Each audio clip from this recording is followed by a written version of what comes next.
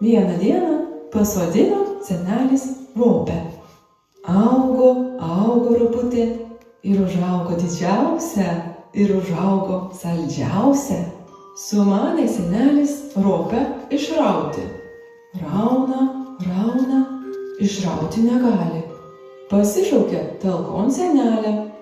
Senelė už senuko, senukas už ropės. Rauna, rauna, išrauti negali. Tada senelė pasikvietė anūkėlę Sigutę.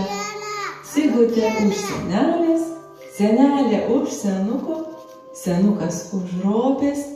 Rauna, rauna, išrauti negali.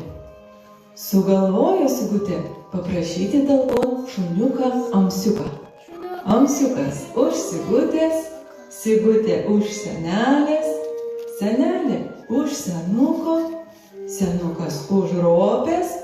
Rauna, rauna, išrauti negali.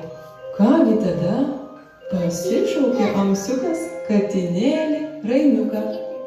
Rainiukas už Amsiuko, Amsiukas už Sigutės, Sigutė už senelės, senelė už senuko, senukas už ropės. Rauna, rauna, išrauti negali. Tada Rainiukas pasikvietė talkon pelytę Ilgą uodegytę.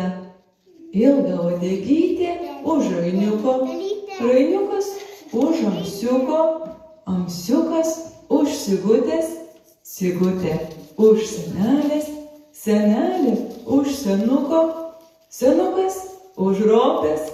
Rovė, rovė ir išrovė.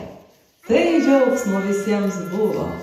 Parsinešė jie ropę į namus ir išsivirė skanią vakarienę.